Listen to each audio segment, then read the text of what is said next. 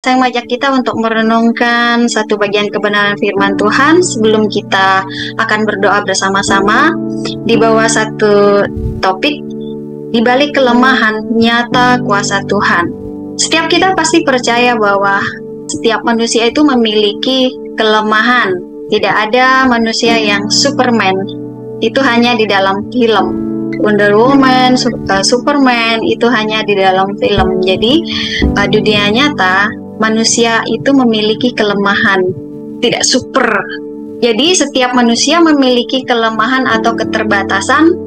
Kelemahan itu bisa berupa fisik, misalnya fisik kita mengalami sakit penyakit, atau kelemahan emosi. Kita mungkin mengalami trauma atau luka batin, atau kelemahan atau keterbatasan intelektual. Misalnya tidak bisa memiliki pendidikan yang cukup, tidak bisa mencapai mungkin sampai perguruan tinggi, atau juga kelemahan secara materi, kelemahan finansial mungkin, ya, dan lain sebagainya. Jadi manusia memiliki kelemahan.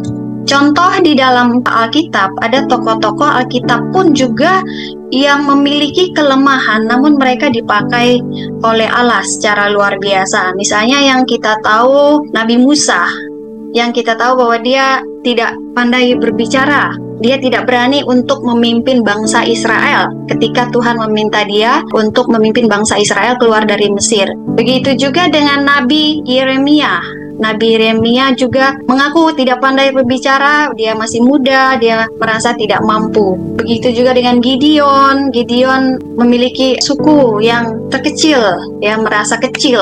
Begitu juga dengan Rasul Paulus yang di dalam Perjanjian Baru memiliki kelemahan-kelemahan. Kalau contoh tokoh-tokoh pada masa kini yang memiliki kelemahan tetapi dipakai oleh Tuhan secara luar biasa, kita tahu ini ya. Dia memiliki kelemahan atau keterbatasan secara fisik, yaitu Nick Fuji. Nick Fuji ini sejak lahir tidak memiliki kaki maupun tangan, tetapi sampai sekarang dia terus melayani Tuhan. Bahkan dia memiliki anak dan istri. Di mana-mana dia dipakai Tuhan untuk menceritakan tentang kasih Tuhan. Dia berkhotbah di mana-mana, di depan banyak orang. Kalau di Indonesia yang kita tahu mungkin banyak ya, yang ini saya ambil contoh.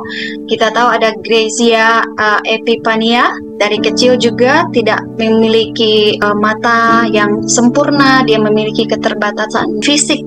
Tetapi Tuhan memakai suaranya. Tuhan mengurapi suara dia sehingga memberkati begitu banyak orang, dan lagunya yang sangat terkenal ya, walaupun ku tak dapat melihat. Ini adalah contoh-contoh manusia yang memiliki keterbatasan, kelemahan, namun mereka dipakai Tuhan secara luar biasa. Baik tokoh-tokoh Alkitab maupun tokoh-tokoh pada masa kini. Tentu masih banyak tokoh-tokoh lain yang saya tidak sebutkan, yang mungkin kita tahu, tapi mereka hebat sekali. Mereka dipakai Tuhan.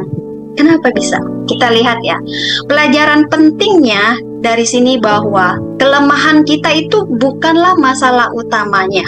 Yang terpenting adalah apa yang kita kerjakan saat kita menyadari bahwa kita memiliki kelemahan di dalam diri kita.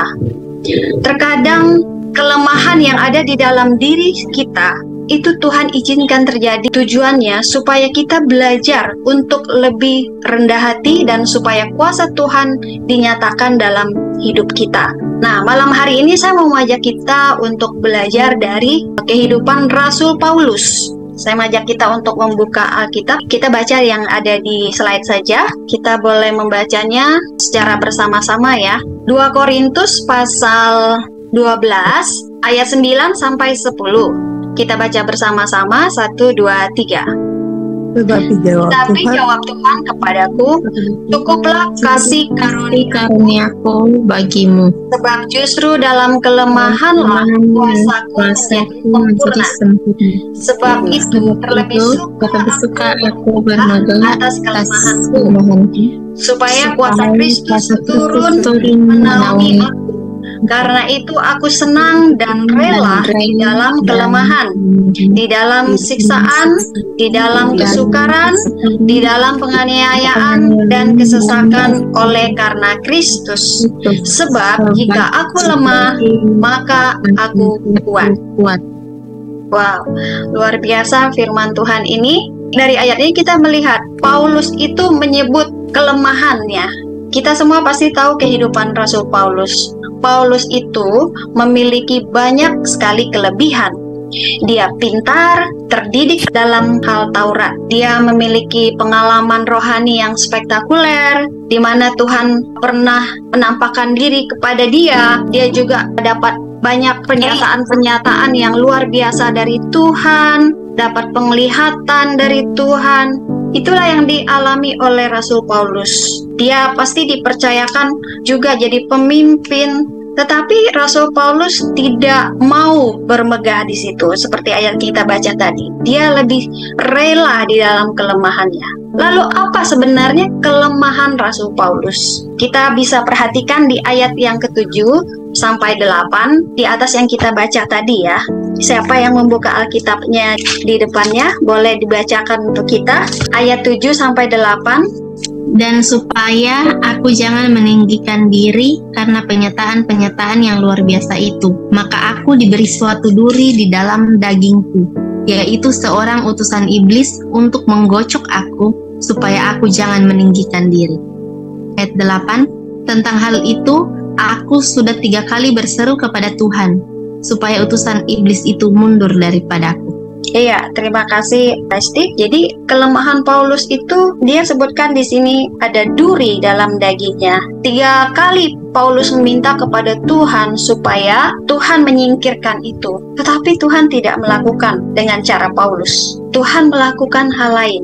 Tuhan jawab kepada Paulus di ayat yang berikutnya, cukuplah kasih karuniaku, anugerahku bagimu, sebab justru dalam kelemahan itulah kuasaku menjadi sempurna. Duri dalam daging itu sakit penyakit yang diderita Rasul Paulus. Beberapa penafsir mengatakan itu ada yang sakit bagian perut atau sakit di bagian mata. Paulus sangat menderita karenanya. Itu akan sangat mengganggu Rasul Paulus dalam pelayanan, dan itu seperti duri di dalam daging. Nah, itulah salah satu contoh kelemahan yang dialami Rasul Paulus di dalam bagian ayat ini. Jawab Tuhan kepada dia ya, cukuplah kasih karuniaku bagimu. Arti kasih karunia di sini bisa diartikan ada kemurahan Tuhan yang diterima melalui pendamaian Kristus, melalui kasih karunia itu kita diselamatkan dari dosa, dari kematian, dari maut. Arti kasih karunia berikut memungkinkan terus ada kuasa yang memperkuat kita dari hari ke hari dan menolong kita bertahan sampai akhir dalam mengikut Yesus dan melayaninya. Kasih karunia itulah yang menjadi bagian Paulus dan itu cukup baginya ketika dia mengalami kelemahan. Apa yang dikaruniakan Tuhan itu pasti cukup dan selalu cukup. Itulah sebabnya Rasul Paulus juga di bagian lain katakan begini, yang ku kehendaki ialah mengenal Dia dan kuasa kebangkitannya dan persekutuan dalam penderitaannya. Paulus tidak hanya mau mengenal Tuhan atau kuasa kebangkitan Kristus saja, tapi juga mau mengalami persekutuan dalam penderitaan dengan Kristus. Karena dia mengalami kasih karunia dari Tuhan, kasih karunia yang dialami Rasul Paulus dari Allah itu cukup bagi dia. Sehingga di dalam Filipi pasal 4 ayat 13, segala perkara dapat kutanggung di dalam Dia yang memberi kekuatan kepadaku.